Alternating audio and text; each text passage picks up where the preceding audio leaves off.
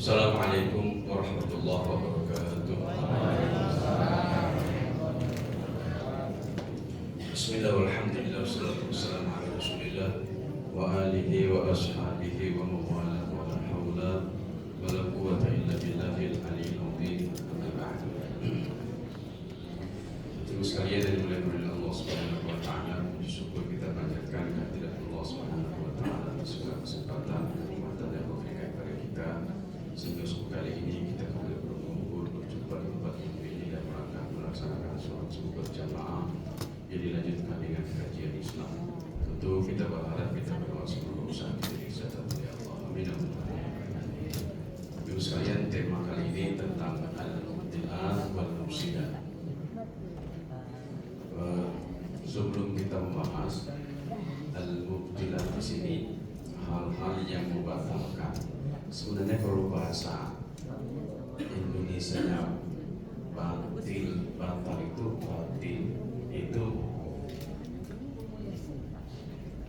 sedikit berbeda.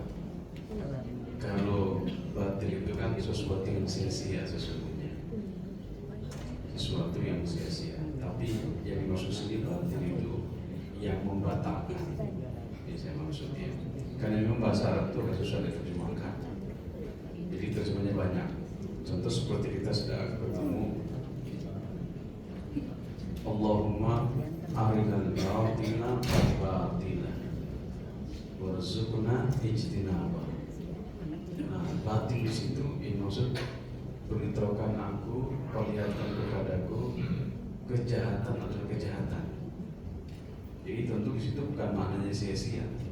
Ya Allah, perlihatkan aku sesuatu yang sia-sia adalah sia-sia, kan tidak mungkin terjemahannya.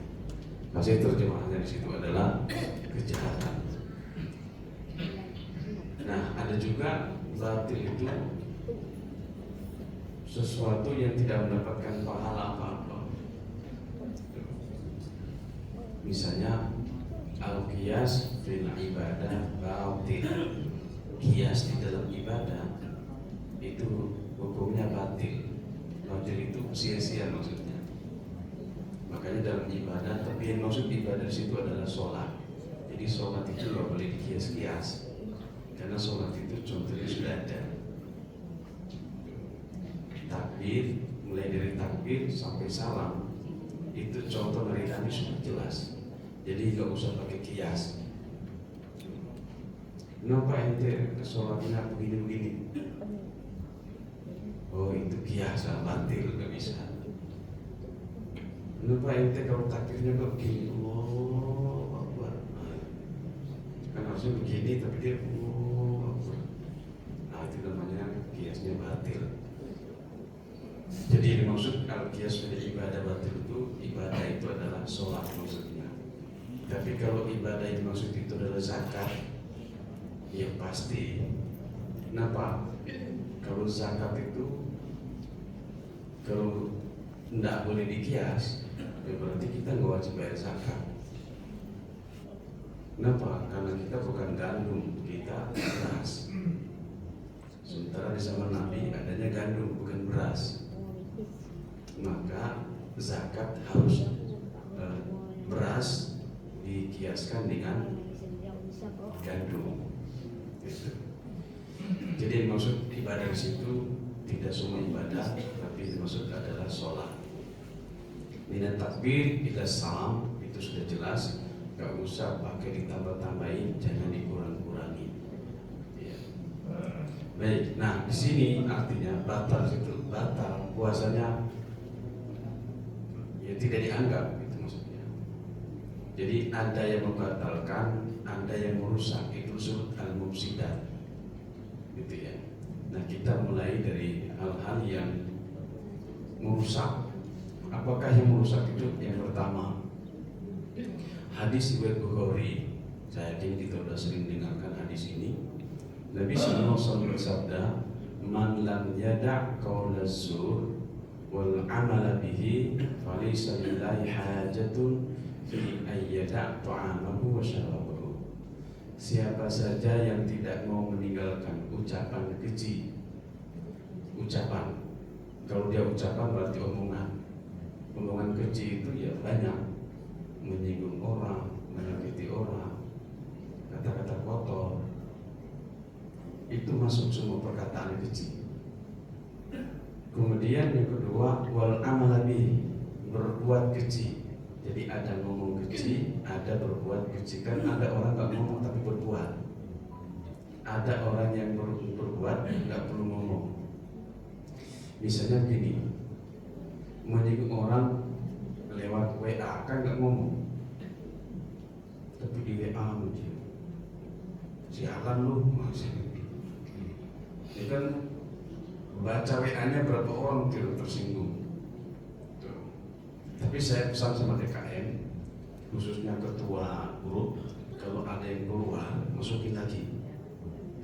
Kan suka ada tersinggung, ya udah kalau nggak terima keluar aja. Akhirnya keluar beneran. Padahal grup salah satu ajang buat kita silaturahim. Ya kalau suka tidak tersinggung, ya udah nggak usah dibaca kan gitu. Tapi jangan usah lu tersinggung nih, langsung keluar pesan.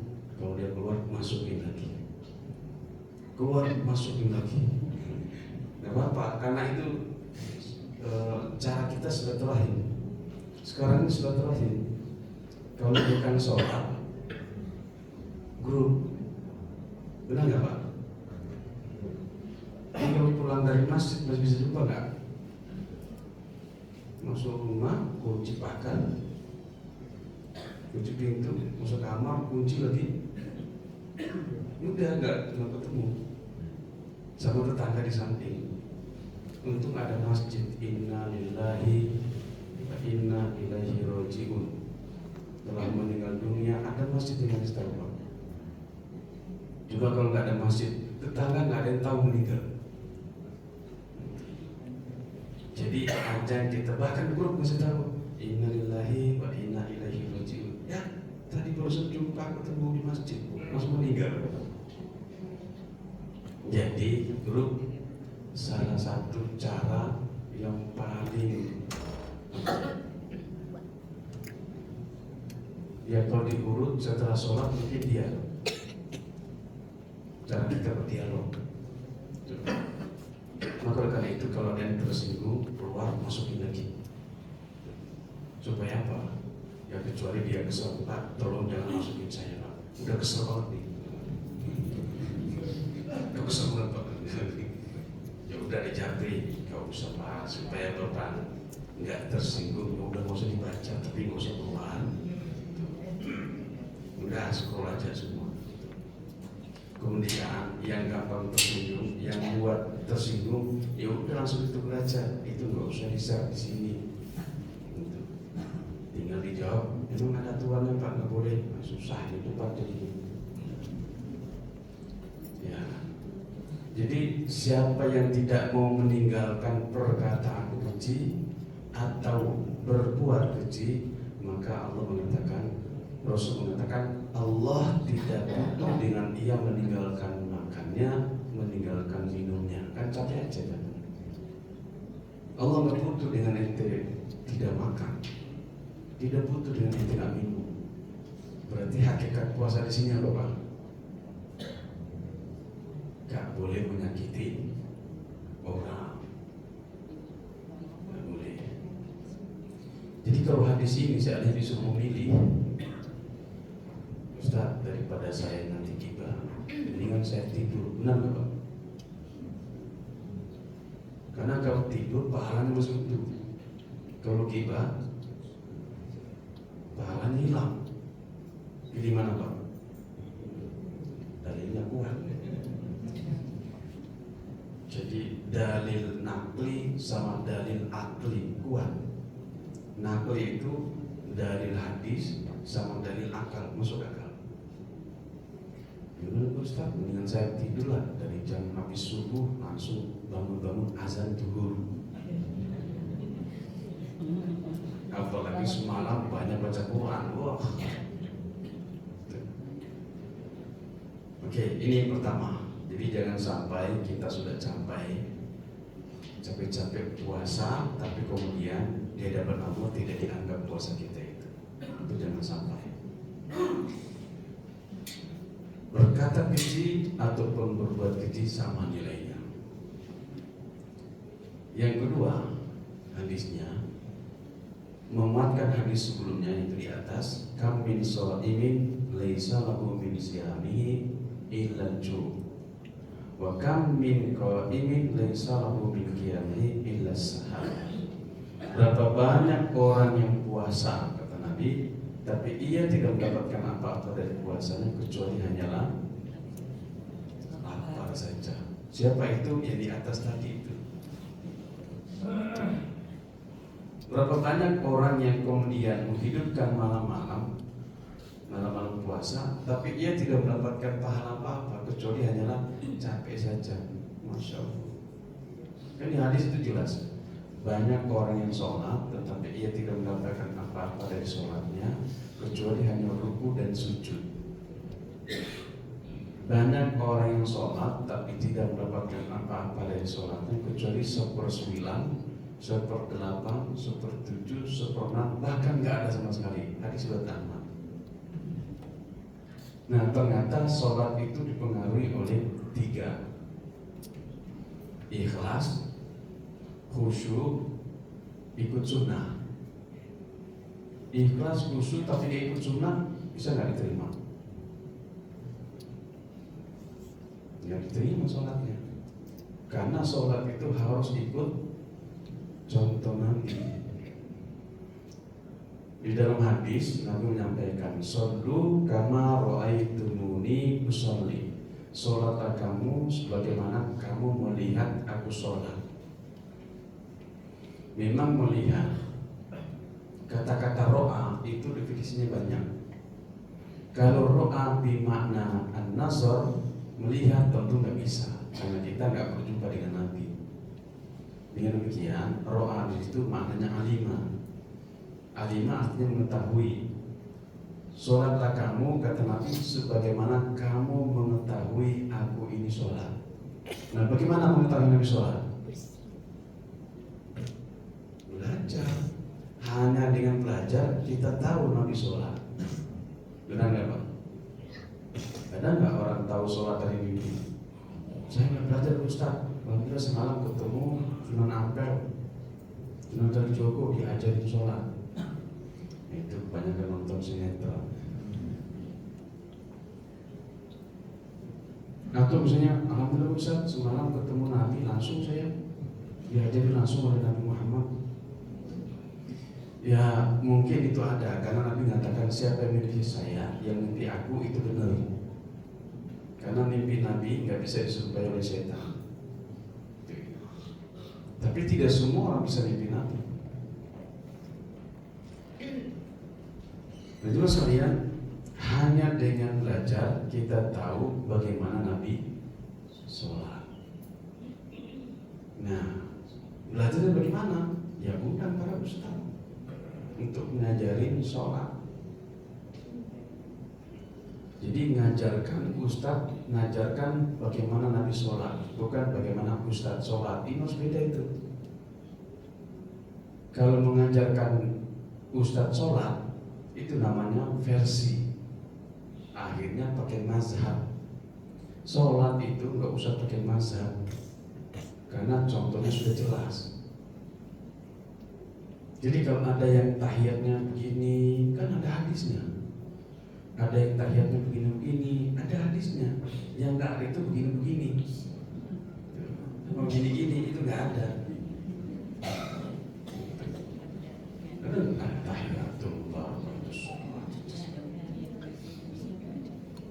Ada yang begini, ada hadisnya. Begini ada hadisnya, begini ada hadisnya. Bahkan nggak begini sama sekali ada hadisnya. Jadi selama itu ada hadisnya, nggak bisa ngomong ini bukan mazhab saya, nggak boleh. Selama ada hadisnya berarti kita sama. Paham nggak? Selama ada hadisnya berarti kita sama. Hanya mungkin dia pakai versi yang ini, yang satu pakai versi yang ini. Ustaz kok bisa beda-beda? Ya itulah Islam. Beda-beda bukan berarti masalah. Selama ada dalilnya, dia saudara kita. Yang jadi problem itu beda-beda dipersoalkan. Nah itu tuh. Ini mah bukan mazhab kita ini. Nah dengan begitu selama ada hadisnya berarti dia mazhab kita gitu. Cuma memang suka dibedain antara NU Muhammadiyah biasanya. NU Muhammadiyah padahal Tuhannya sama. Kiblatnya sama kan Pak? Qurannya sama. Sholat subuhnya sama, 2 rakaat. Hanya beda di kunut. Nah, jangan dipersoalkan soal kunut itu. Yang mau kunut monggo, yang nggak kunut silakan. Jangan sampai ini nggak kunut, bukan mazhab saya nih.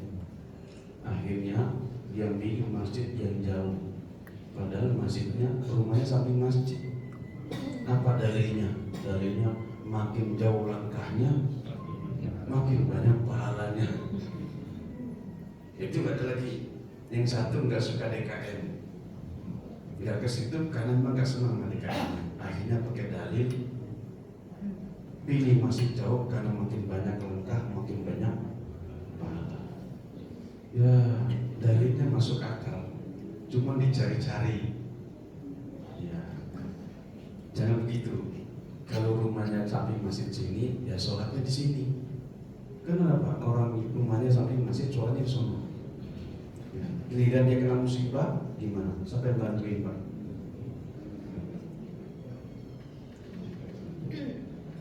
Rumahnya samping masjid, warga sini, sholatnya warga sono. Ketika kena musibah, siapa yang bantuin? Ya tetap orang sini bantuin. Infaknya ya ke sini, jangan ke sono. Ke sini infaknya, jangan ke sana. Dan kalau memang kan boleh juga Pak Ustaz, ya boleh kalau begitu dibagi sana sebagian sini sebagian. Sama dengan numbang kambing kalau lagi sholat Idul Kurban. Dalilnya kita sudah makan banyak makan daging Pak Ustaz. Di kampung-kampung nggak ada dagingnya, dikirim Pak Ustaz. Bagus mana? Ya sebenarnya tepat di sini. Ya, karena berkurban itu untuk sesama. Ya, yang paling bagus ya di sana satu, di sini satu. Oke, jemaah sekalian, itu cara-cara istinbat di dalam memahami perbedaan dan juga dalil hadis. Jadi kalau hadisnya sudah jelas, nggak usah diperdebatkan. Satu pakai Bismillah, satu enggak. Kan baru ada dalilnya. Boleh pakai Bismillah, dijaharkan, boleh juga disirikan. Bagi yang pahamnya disirikan, yang pahamnya enggak siri, ini kok nggak ada Bismillahnya sih? Ya udah manut aja kan nggak masalah. Nanti besok ganti DKM-nya. Setelah selesai waktunya pemilihan, jangan dipotong di jalan, di demo. Karena kalau di demo ribut, berisik. Itu harusnya begini, harus begini, nggak apa-apa. Satu pakai jahar, satu pakai tidak pakai jahar. Nah gantian aja. Udahlah Mas, jangan berisik. Nanti 4 tahun saya jadi DKM, ntar besok ente ya. Kan aman tuh Pak. Ya, dengan syarat dipilih jangan yang potong di demo. Nanti rusak. Islam itu jadi rusak gara-gara seperti itu. Gara-gara hal-hal yang tidak penting, tidak terlalu perlu dipersoalkan, gitu ya. Oke, itu hadis berapa banyak orang yang puasa tapi ia tidak mendapatkan apa-apa dari puasanya kecuali hanya lapar saja. Nah sayang. Ya.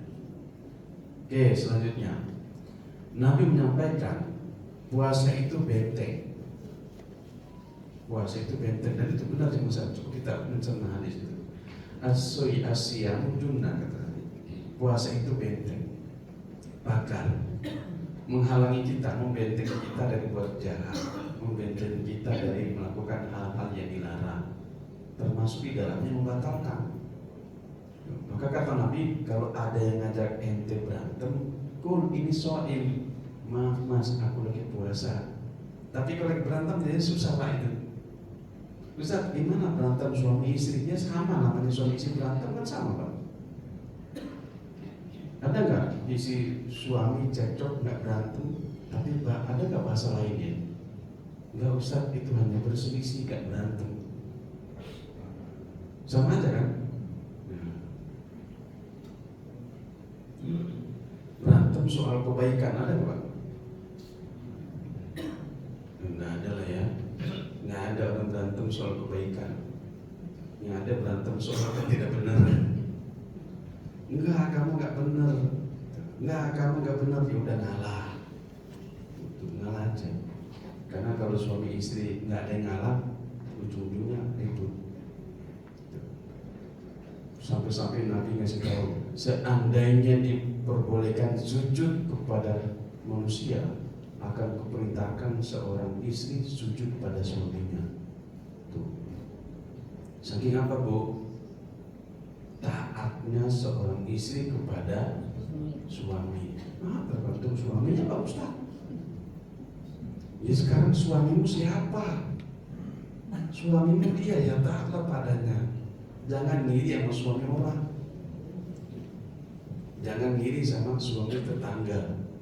Jangan ketemu suami tetangga, Assalamualaikum Mas. Ini suami sendiri, Waalaikumsalam Pak. Ustaz itu membatalkan nggak? Enggak sih, cuman ngiri aja. Ketemu istri tetangga, Assalamualaikum Bu, dengan tersenyum, hadis diamalkan betul. Karena hadisnya dikatakan, inna minas shadaqati an tusalliman nas wa anta muntalikul wajhi. Kata Nabi, bagian daripada sedekah itu kamu mengucapkan salam kepada orang dalam keadaan kamu sumringah tersenyum. Assalamualaikum Bu. Benar kan Pak ya? Diamalkan hadisnya Pak. Coba sama istri gimana Pak? Gum. Ya Allah. Tabiran sama istri sendiri nggak lengkap. Gumah, gempah, malah nggak jelas. Mulailah dari istri sendiri, mulailah dari suami sendiri. Jadi kalau sama suami aja malas ngucapin salam, gimana sama orang? Assalamualaikum Pak, masuk rumah, Assalamualaikum, masuk kamar, Assalamualaikum. Itu kapan? Itu sudah kajian tuh. Itu bukan kata Ustaz Pak, kata hadis begitu. Jadi ikut kajian, dengan ikut kajian kita tahu bagaimana mengucapkan salam.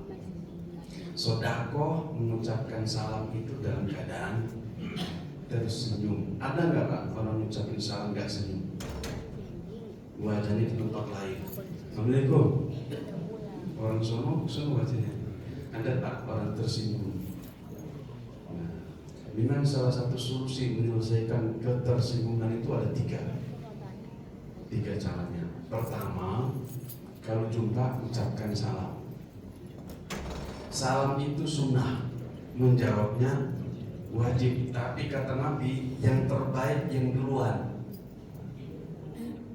Ulangi, ucapkan salam hukumnya sunnah, menjawabnya wajib. Tapi kata Nabi, yang paling terbaik antara keduanya adalah yang pertama kali mengucapkan salam. Karena yang pertama kali mengucapkan salam pasti hatinya senyum, bagus, nggak punya masalah.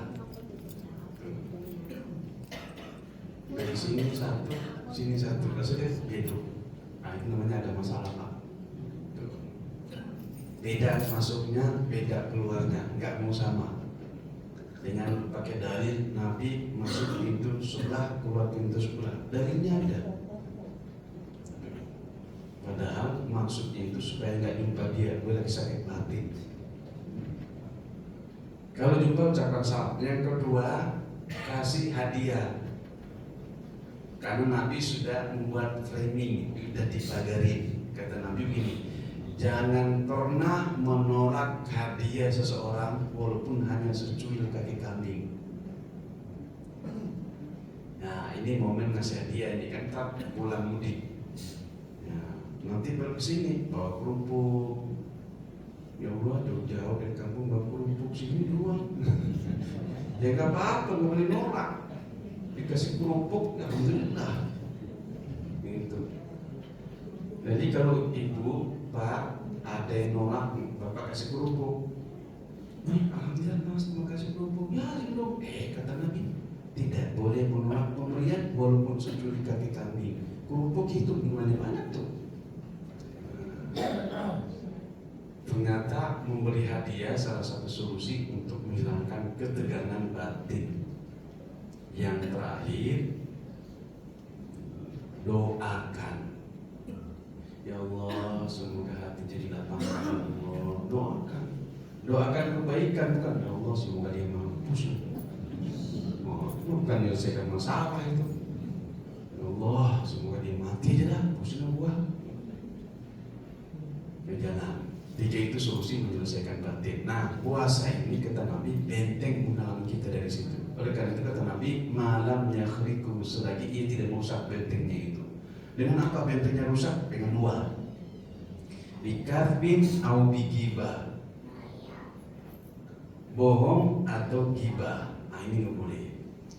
Kalau sama istri rusak boleh nggak bohong? Nggak boleh. Namun juga sama istri kan orang itu jujur dimulai dari istrinya. Kalau istrinya sering bohongi, pasti orang lain sering bohong itu. Kan kata Nabi, khairukum khairun li ahli. Orang paling baik di antara kalian adalah orang yang paling baik pada keluarganya. Coba Pak, ngomong dari apa? Jelas darinya. Orang yang paling bagus di antara kalian adalah orang yang paling baik buat istrinya, buat anaknya. Kenapa? Karena kata Nabi tempat lain, hartamu sesungguhnya adalah anak dan istrimu, bukan duitmu. Benar nggak Pak? Pak punya duit banyak, tapi sekali aja bermasalah sama anak, sakit nggak Pak? Bermasalah sama istri, sakit Pak. Buat apa duit banyak kalau isinya berantem mulu? Punya istri, punya duit banyak, tapi sama anaknya cekcok mulu, nggak nyaman kan Pak? Nyaman. Berantem mulu, dikasihlah penyakit namanya apa? Asam urat, darah tinggi, jantung, udah. Duit banyak, sama dokter nggak boleh makan daging, makannya nasi dan garam. Punya duit 1 triliun, tapi makannya hanya singkong, enak banget. Oke, bohong nggak boleh, tidak boleh. Cuman saya pernah baca kitab gini, dalam kitab-kitab kuning klasik itu ada. Kalau ada dalam rangka menolong orang, boleh nggak berbohong? Nah, dalam kitab itu nggak ada dalilnya Pak, nggak ada dalilnya. Ini cerita aja. Datang orang lagi dikejar, terus dia datang, Pak, nanti kalau ada nyari saya, katakan saya nggak ada. Pas ada yang nyari, Pak, Bapak lihat nggak orang lewat sini? Ini kalau dia ngomong nggak lihat, itu kan bohong. Nah, ada caranya. Dia harus pindah 2 meter. Pindah dari situ jalan 2 meter. Pak, ada yang lewat nggak? Selama saya di sini, nggak ada yang lewat. Nah, selamat Pak. Ini ngajarin bohong. Pak, tolong bantu saya Pak. Saya lagi dikejar. Nanti kalau ditanya, katakan saya nggak ada. Siap. Supaya Bapak aman, pindah 2 meter atau pindah sebelah jalan. Pak, ada lewat nggak? Selama saya di sini, nggak ada orang lewat. Bohong nggak Pak? Bohong ya? Selama saya di sini, kan orang lewat ketika saya di sono. Sekarang saya di sini, nggak ada yang lewat Pak. Benar kan Pak ya? Ya. Tapi sebaiknya nggak usah dibuat lah, pusing. Sebaiknya Bapak pergi dari sini jauh, biar nggak ketemu. Jadi jangan ingat saya yang kayak gitu Pak ya. Kayaknya ada kajian kata Ustaz boleh begini nih. Itu. Baik, ghibah juga tidak boleh. Ghibah, apakah itu lewat omongan, apakah dia lewat WA, sama saja. Lewat mata bisa nggak bisa? Sama aja. Ghibah juga. Jadi nggak boleh. Lewat tangan, sama, itu juga ghibah. Makanya kalau seandainya disuruh pilih tidur apa gibah, yang mendingan tidur. Baik, jadi gibah itu kata Nabi, kamu menceritakan tentang saudaramu sesuatu yang belum tentu ia suka. Dia beli rumah, beli mobil, kan boleh tahadus nikmat, tapi belum tentu dia suka. Misal dia beli mobil 2, Masya Allah senang banget ya. Tapi yang punya mobil kan rese amat sih, belum tentu dia suka. Apalagi yang beli dirjen misalnya, makin curiga, iya dirjen, oh iya dirjen, dirjen apa terserah. Nah ini hadis tentang nomuso ini ibadah, ini hadisnya doifun jidan, sangat doif. Tapi untuk tidur, ya nggak usah butuh dalil ya Pak ya. Ustaz saya mau tidur, dalilnya apa? Nggak ada, nggak usah, tidur aja, nggak usah pakai dalil. Cuma di sini suka digunakan dalilnya orang berpuasa. Ustaz kan tidurnya orang puasa itu ibadah, benar ini dalilnya. Tapi dia doifun jidan. Boleh nggak digunakan beramal? Boleh Pak, tapi tidak bisa digunakan berhujjah. Beda, beramal itu boleh nggak diamalkan? Ya boleh, kan nggak ada masalah orang tidur di bulan puasa. Cuma jangan sampai kebanyakan tidur, karena ini maksud oleh Nabi, puasa berlipat ganda itu ketika puasa. Amalan berlipat ganda ketika puasa, bukan ketika di malam hari. Yang sampai malam habis kerja, habis baca Quran, setelah sholat subuh tidur, bangun azan boleh kan? Ya boleh, nggak masalah. Cuman itu sepertinya terbalik. Harusnya dia banyak beramal di siang hari, karena amalan berlipat ganda yang tidak bisa dihitung itu amalan puasa. Kalau yang lain bisa dihitung, 1, 10 sampai 700. Tapi kalau puasa nggak bisa dihitung. Kenapa? Saking banyaknya pahalanya, hanya Allah yang tahu. Oleh karena itu kita perbanyak beramal di siang hari, bukan di malam hari. Walaupun boleh juga beramal di malam hari, nggak masalah. Baik, itu yang menghilangkan namanya mufsidah, membuat puasa kita jadi rusak. Nah, ada yang puasa kita menjadi batal, diganti di hari lain. Misalnya al-jima, hukumannya itu 2 bulan berturut-turut. Pertanyaannya, kenapa orang bersenggama dihukumi 2 bulan berpuasa?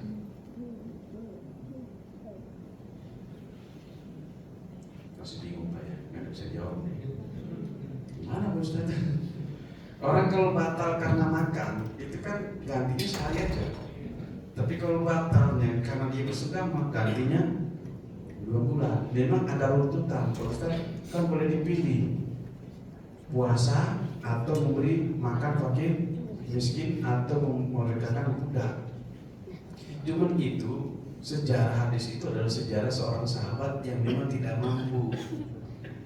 Sampai-sampai Nabi, yaudah kalau gitu ambil kurma kasih makan sama tanggamu. Ya Rasulullah, saya sendiri paling miskin di situ. Yaudah buat isi udah. Itu buat dia, bukan buat kita. Hadis itu. Jemaah sekalian, antara makan dan bersenggama, manakah yang paling banyak menguntungkan syahwat? Makan syahwat kan Pak? Syahwat makan kan? Syahwat senggama, syahwat makan. Manakah yang paling banyak membutuhkan syahwat?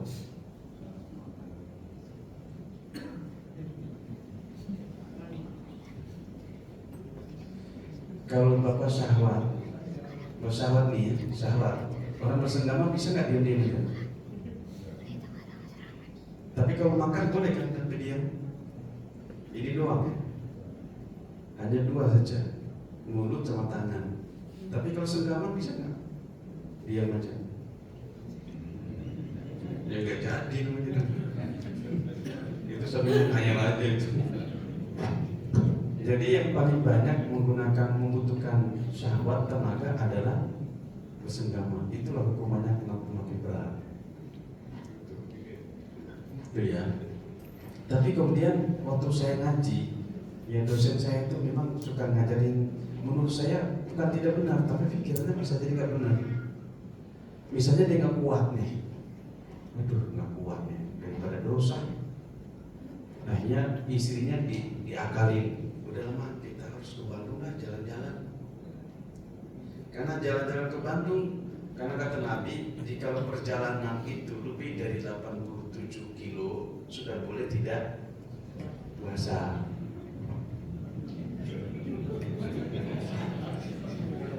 Nah ini kira-kira akal-akalan nggak sih? Akal-akalan Pak ya? Tapi akal-akalan syar'i kayaknya. Nah kita ke Bandung mah, mana balik? Udah jalan-jalan ke Bandung dah. Nah itu Bandung kan 100 berapa kilo Pak? 127 ya? Nah kita kata Nabi 87 kilo udah boleh gak puasa. Berarti sini Sukabumi Pak, sini Taman Bunga.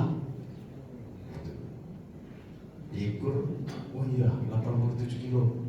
Dia muter ke sana balik lagi. Sampai di sana ya udah lama kita nggak bisa lagi puasa kayaknya. Nah kita nginap aja sini lah. Karena kata Nabi kita udah 87 kilo udah boleh nggak puasa.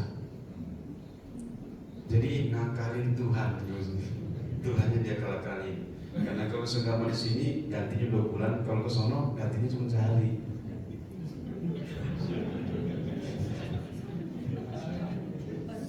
Ini jangan diamalkan Pak ya. Bu ya, jangan akal-akalan. Karena Allah Maha tahu. Maka kata Nabi, kata Allah di situ, fa in tasumu khairul lakum. Kalau kamu puasa lebih bagus daripada kamu batalin. Cuman masalah bukan masalah batalkan, nggak kuat lagi menahan. Ada nggak kayak gitu? Ada. Makanya ada sejarahnya. Karena ada kayak gitu. Tadi salah satu sahabat, ya Rasulullah halak tuh, aku telah rusak Rasulullah. Loh apa? Kenapa ente? Aku telah mengsengamai istriku di bulan puasa. Sahabat itu Pak. Nah, apalagi orang kayak kita, gimana Pak? Baik. Tapi jangan juga karena takut itu, takut bercumbu. Yang dilarang senggama, cuma boleh. Ya udah, nikmati aja puasa-puasa cuma. Boleh batal nggak Pak Ustadz? Ya enggak. Batal kalau mau istri orang ya batal. Kalau istri sendiri nggak Bu ya. Jadi kalau suami ngajak cuma boleh. Puasa. Enggak boleh, hadisnya jelas. Ini kisah Siti Aisyah. Ya, dia mengatakan karena Rasul Sallallahu Alaihi Wasallam yuqabbilu ihda nisa'i wa huwa sha'im. Tsumma tadhak. Dulu Nabi mencium salah seorang istrinya, kata Siti Aisyah. Ia cium, kemudian Siti Aisyah tersenyum ketika ngomong ini. Tahu nggak maksudnya siapa dicium? Siti Aisyah dicium. Jadi ketika menceritakan ini kepada sejumlah sahabat, ia sambil ngomong tersenyum. Bahwa maksud itu saya. Jadi boleh Bu, cuma sama suami jam 2 siang ya monggo. Terus sholat. Jadi nggak dilarang berpelukan di siang, mau di lagi tidur boleh berpelukan. Jangan diharamkan sesuatu yang boleh. Yang nggak boleh senggama. Saya kan nggak usah tafsirkan senggama, terjemahkan aja sendiri lah. Ya. Kemudian itu satu. Yang selanjutnya muntah. Gitu ya. Oh iya, yang selanjutnya masalah lupa. Barang siapa yang lupa sementara ia puasa dan dia makan, nah lanjutkan puasanya karena sesungguhnya Allah memberi dia makan. Cuman jangan sampai udah 20 kali sendok puasa, Anda nggak benar. Udah makan. Ya. Jadi dimuntahin terus boleh nggak? Ya puasa, udah minum dah sekali, udah batal. Jadi nggak ada orang lupa sampai 20 sendok Pak ya. Kelupaan 20 sendok. Itu ya. Jadi kalau lupa lanjutkan puasanya. lanjutkan puasanya, tapi jangan sengaja buat lupa itu. Selanjutnya muntah sengaja. Kalau muntah tidak sengaja, misalnya diam-diam muntah, nah, itu nggak membatalkan. Tapi kalau olahraga, batal nggak? Olahraga tiba-tiba muntah, batal nggak puasanya? Batal. Kenapa? Karena dia sengaja olahraga. Jadi hati-hati dengan itu. Muntah bisa membatalkan puasa. Kalau muntahnya tidak sengaja, nggak apa-apa. Bersiwak boleh.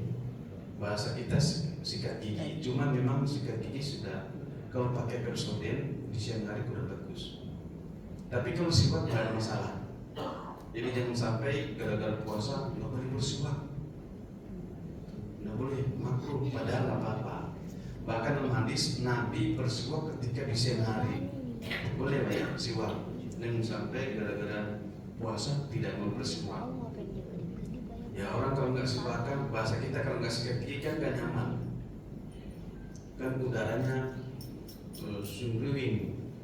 Pakai dalil bau mulutnya orang berpuasa sama dengan misi. Bener, itu besok bukan sekarang. Ya Pak, bau mulutnya orang berpuasa di hadapan Allah itu seperti minyak misik besok bukan sekarang. Jadi jangan sampai gara-gara misik iya tetangga di samping kan beneran nggak kuat, nggak boleh. Nggak boleh nutup mulutnya. Ini bau mulut ini sama dengan minyak misik, itu salah tafsir. Harus tetap menjaga karena kita tidak, ya yang namanya orang kan beda-beda Pak. Udara mulutnya ada yang ya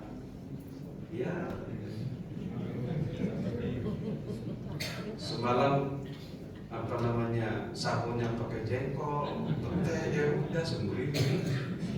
Jangan Pak. Jadi dari itu tadi di hadapan Allah, bukan di hadapan ente.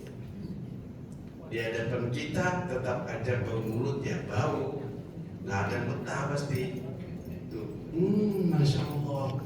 Harum, ini misik bukan penyakit, nggak boleh.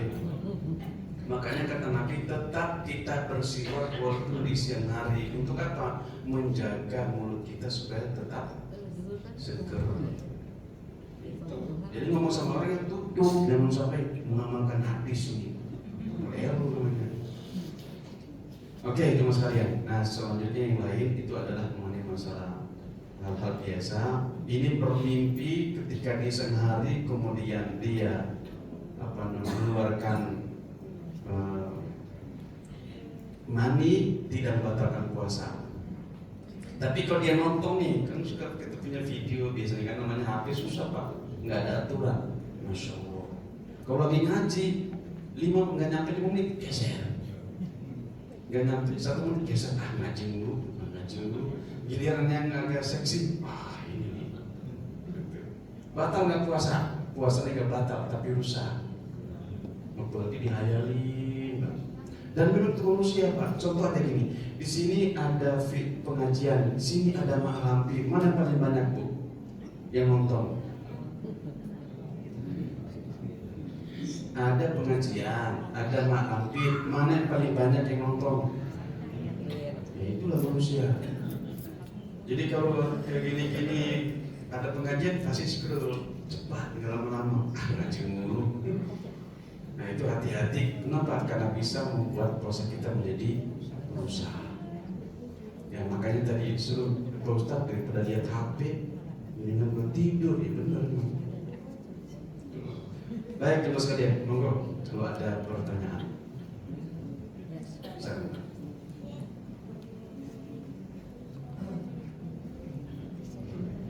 Ya langsung aja Pak ya.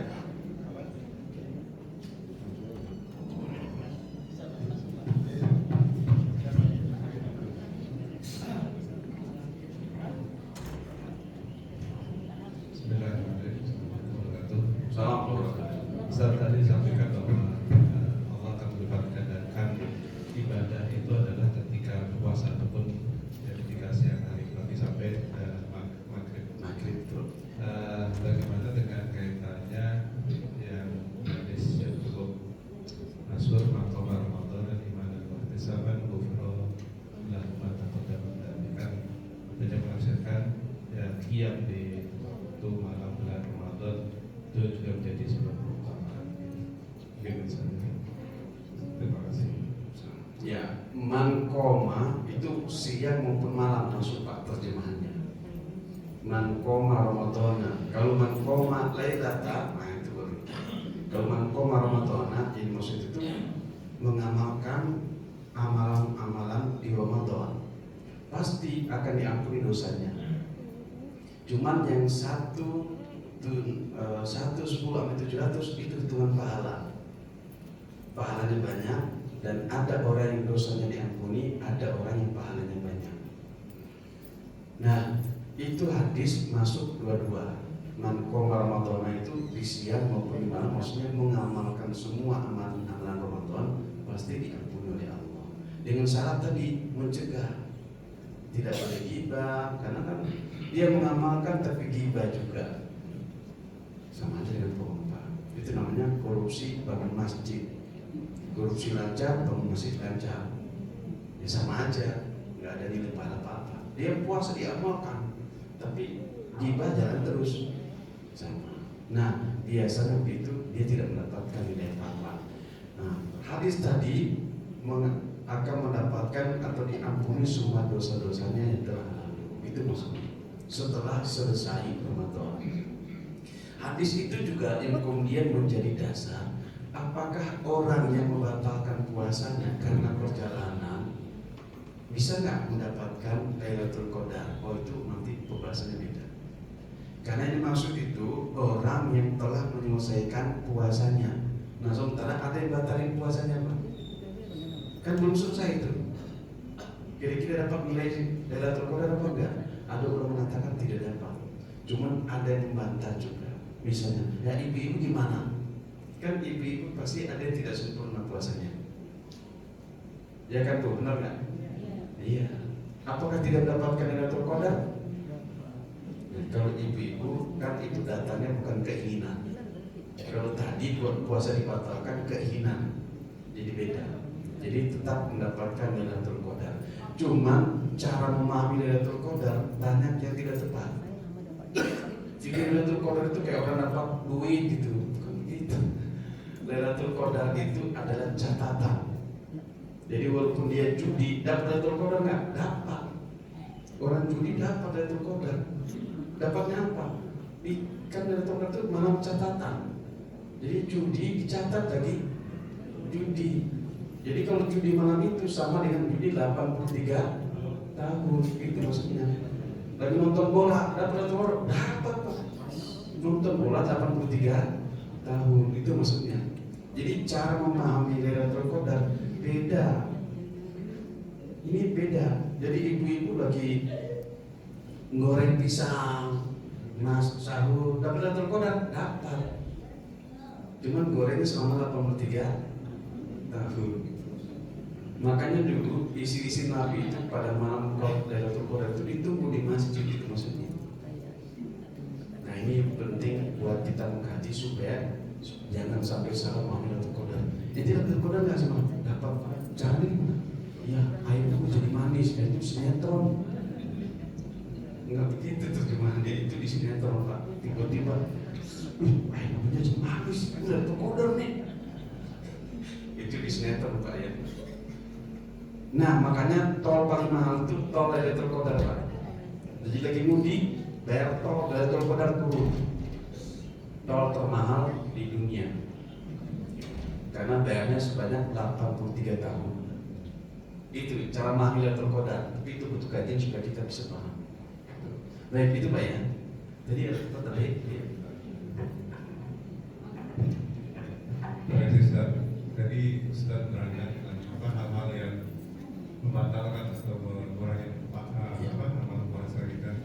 Di sisi lain, hal-hal yang paling prioritas mendapat amalan, ya, seperti ini di pas hari terakhir kan tentu kita prioritas itikaf. Tapi kalau amalan sosial misalnya kita nyiapkan buka puasa orang karena kita masak kolak, Ya. Karena lebih bagus kita nikah waktu kita belanja ke pasar, beli pisang, masak telur untuk orang itu. Iya. Dan terakhir Ustaz, ini kita buka puasa itu setahu saya lebih dicepatkan ya. Iya. Tapi saya pernah dengan teman-teman si A, dia malah lebih lama. Saya udah buka, dia masih belum ini. Jadi itu hadis apa itu bagaimana untuk berpuasa? Ya, yang syiah tadi udah tidak ada contohnya Pak. Yang ini orang syiah, ikut sunnah. Sunnah itu azan bunyi, itu namanya waktu berbuka. Adapun dia menambah-nambah ya biarin aja. Ya mungkin dia punya istimewa tersendiri ya kan. Jelas nggak ada contoh. Yang menarik tadi Pak, itu masalah itikaf. Ada orang itikaf terjemahan nggak boleh keluar.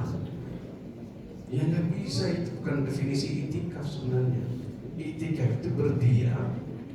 Diam itu boleh sejenak, boleh 1 jam, boleh sehari, boleh 2 hari, terserah. Iktikaf itu sunnah. Bedakan iktikaf dengan Lailatul Qadar, itu beda, 2 hari berbeda. Apakah kalau tidak iktikaf tidak dapat Lailatul Qadar? Nah ini salah menerjemahkan Lailatul Qadar.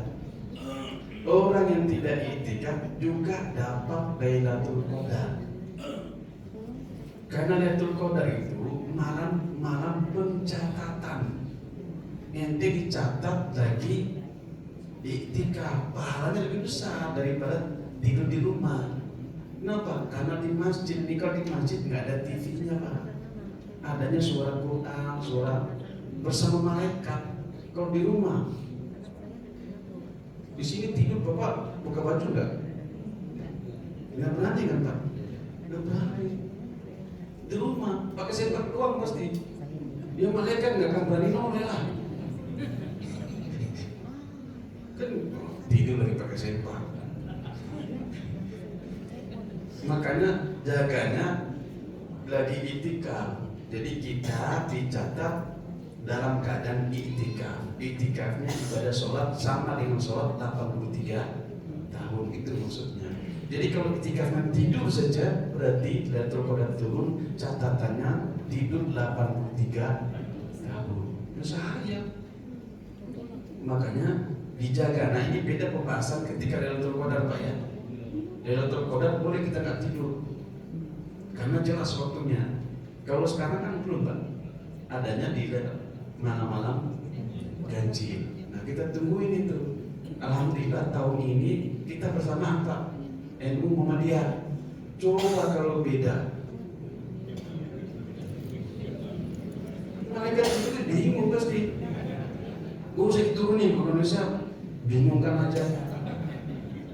Gantinya siapa nih pakai? Muhammadiyah Pak NU kan kacau. Alhamdulillah tahun ini kita bersama. Coba sebelumnya Pak, beda-beda. Makanya saya yakin malaikat Jibril nggak turun tuh. Kenapa? Karena nggak jelas malaikat, karena Lailatul Qadar itu turun cuma sekali. Kalau malam ini turun, besok nggak turun lagi, kan cuma sekali. Ah, ini Muhammadiyah tenang ya, malam ini ente. NU besok ya. Oh, nggak ada, cuma sekali aja Pak. Jadi kalau beda-beda, nah saya yakin malaikat Jibril bingung. Karena bingung, gak usah diturunin di Indonesia. Bingung. Nah itu. Baik, itu kayak itikaf itu mungkin kita perlu membahas hal berbeda karena itikaf itu bukan berarti tidak boleh keluar. Itikaf hukumnya sunnah. Jangan sampai istri ditinggalkan di rumah gara-gara itikaf, salah itu. Nggak boleh. Itikaf sunnah. Melayani suami hukumnya wajib. Melayani istri hukumnya wajib. Jadi ya udah keluar aja, ntar masuk niat lagi itikaf, kagak apa-apa. Kerja itu hukumnya wajib itu. Jangan sampai karena itikaf dah lagi ini utang ada besok. Ntar. Nah ini yang kami salah menerjemahkan. Ada urusan keluar Pak, nanti masuk lagi niat lagi itikaf. Jadi ada bahasa, oh ente keluar, itikafnya batal. Mana ada itikaf batal Pak? Memang wudhu? Kan enggak, kalau wudhu jelas tentu batal. Tapi kalau itikaf kan enggak ada istilah batal. Itikaf itu berdiam, ya kalau ada keluar terus masuk niat lagi itikaf, kan enggak masalah. Nah, cuma definisi di luar yang berbeda buat kita bingung. Padahal itikaf itu orang yang berdiam di dalam masjid. tidak ada istilah kata-kata batal. Jadi kalau batal nggak dapat Lailatul Qadar bukan? Itu ya. Nah, terakhir ada lagi. Tadi katanya ada ibu. Nggak ada, oke. Ya, terakhir ya.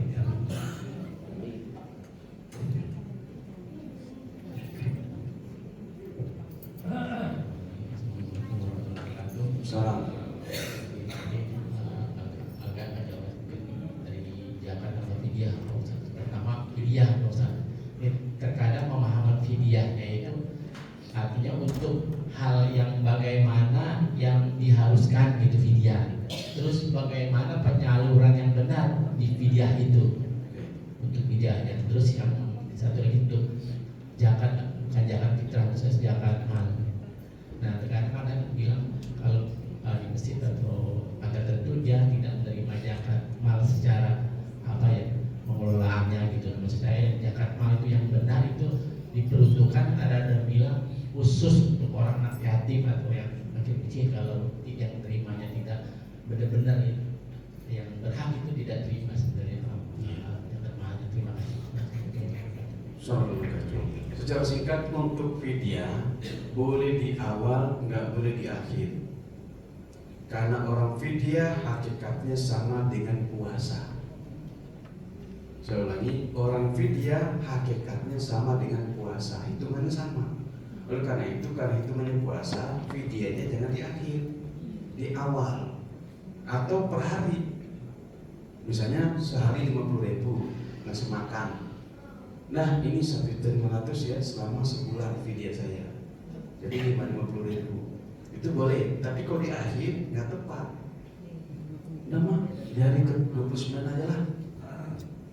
Padahal dia semua hakikatnya lagi puasa.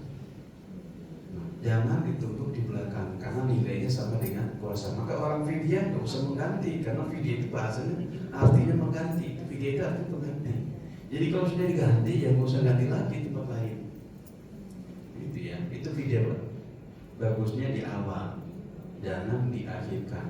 Cuma memang ada pendapat. Saya katakan begini setelah saya kumpulkan dalil-dalil, berarti tempatnya begini. Artinya orang yang fidyah sama dengan orang puasa. Itu ya. Mulai masalah zakat. Fidyah itu diberikan kepada orang yang tidak mampu, bukan orang kaya.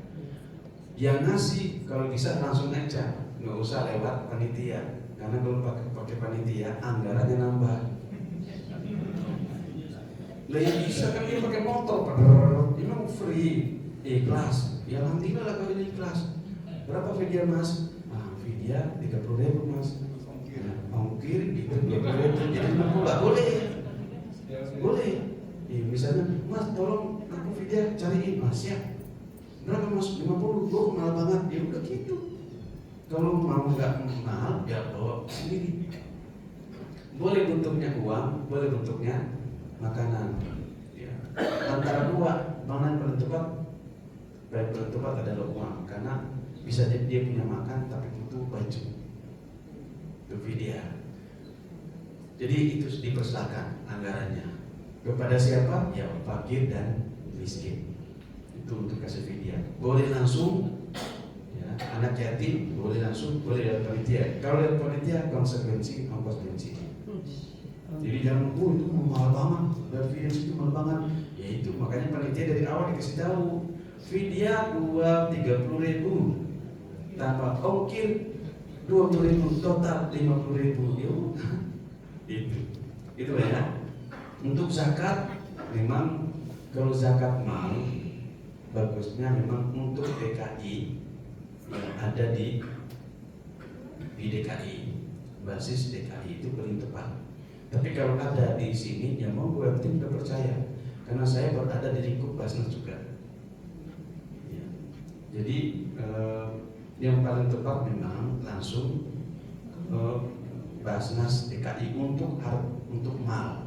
Tapi untuk fitrah dia cocok di sini, karena zakat fitrah itu ke sini, di sekitar kita. Utamakan orang di sekitar kita. Wah, di sini nggak ada orang miskin, ya udah baru kasih tempat lain. Kalau di sini masih banyak, ya kasih orang sini. Jangan sampai mendahulukan di sana. Di sini banyak orang kelaparan, boleh. Itu zakat fitrah, Pak. Dikumpulkan oleh panitia, diatur dengan baik. Panitia itu punya hak mendapatkan zakat fitrah, kecuali dia nolak. Wah, itu kan orang kaya, mobilnya 5. Enggak boleh ngitung kayanya, ngitung waktunya. Dia kerja berarti punya hak untuk mendapatkan zakat fitrah. Jangan karena dia kaya, dia ambil terus dia kasih lagi, itu beda. Jadi diserahkan kepada panitia yang mengurus untuk zakat fitrah. Iya, itu maksudnya ambil. Ambil itu punya hak, walaupun dia kaya. Jangan lihat kayaknya belum sudah pelah, belum kaya. Jangan begitu, kan waktunya. Dia panitia, dia punya hak untuk panitia itu ambil maksudnya. Nah, kalau untuk zakat mal lewat di sini dan diserahkan kepada yang berhak, ya silakan, yang penting percaya. Cuman saran saya bagusnya langsung ke basis. Kalau untuk zakat mal, ya, karena zakat mal. Nah, ada cara-cara mengeluarkan zakat mal itu bagus, Pak. Bagusnya di hari-hari terakhir, ketika Lailatul Qadar turun zakat mal berapa? 1 triliun. Wah, berarti hitungannya berapa, Pak? 1 triliun 83 triliun. Nah, besok kalau punya duit hanya 30.000, cicil, Pak, malam ganjil. Jam berapa, Mak? Jam 2. Ya Allah, Lailatul Qadar 2.000. Kan lumayan, Pak. Berarti 2.000 kali 83. Ya Allah, semua dikembalikan 1 juta. Ini malaikat jawab, ingat bagus, nggak tahu diri. Ngasih cuma 2.000, minta 2 juta. Jadi dicicil untuk bisa mendapatkan Lailatul Qadar. Itu baik untuk zakat fitrah, bagus di sini diserahkan kepada untuk orang-orang mendapatkan. Sudah ada 8 asnaf, nanti panitia pasti sudah tahu. Ya, termasuk yatim-yatim silakan. Nah, untuk zakat mal bagusnya ke Pemprov DKI yang lebih cocok karena memang Pemprov sudah punya basis. Ya.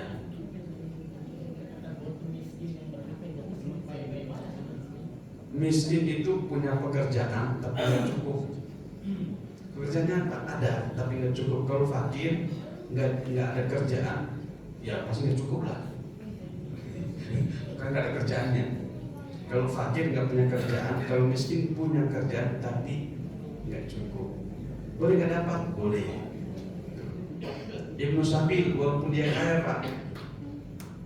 Orang kaya kalau perjalanan belum tentu kaya, Pak.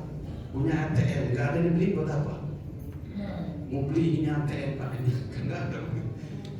Boleh dikasih walaupun dia kaya. Namanya Ibnu Sabil. Termasuk kalau masjid-masjid sebenarnya tidak masuk di dalam bab zakat. Zakat fitrah nggak masuk di masjid.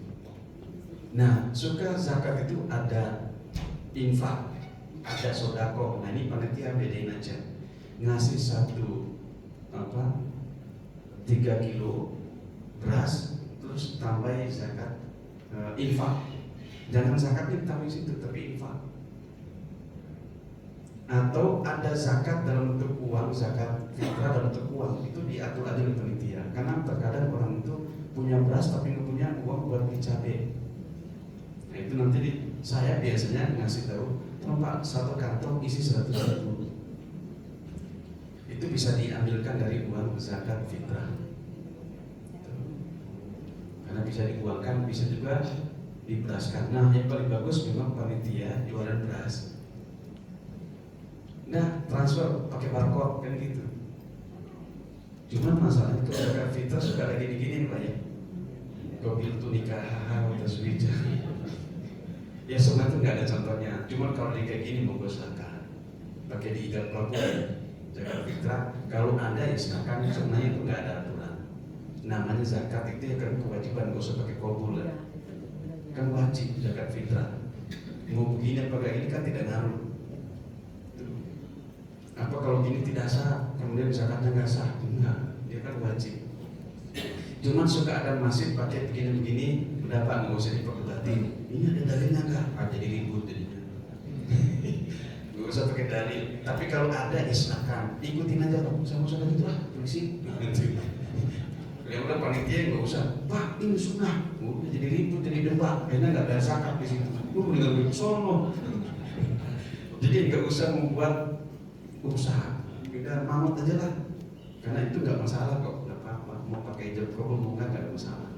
Yang penting jangan sampai dia karena kesel bayarnya di masjid sebelah, ini nggak benar. Zakat fitrah semuanya di sini Pak, untuk jamaah di sini. Jangan pilih masjid cocok di sini. Ya, baik cukup ya. Ya, Tutup doa. ya. Terima kasih semoga Allah SWT memberikan paham pada kita, memberikan ilmu serta memberikan kekuatan untuk mengamalkan dan juga menyampaikan. Allahumma ja'alna minal alimin minal alimin, Allahumma ja'alna minas shalihin, Allahumma ja'alna minal muttabi'in li sunnati Rasulillah sallallahu alaihi wasallam. Allahumma 'allimna ma yanfa'una wanfa'na bima 'allamna ya Allah ya Arhamar Rahimin. Wa sallallahu ala sayyidina Muhammadin walhamdulillahi rabbil alamin. Assalamualaikum warahmatullahi wabarakatuh.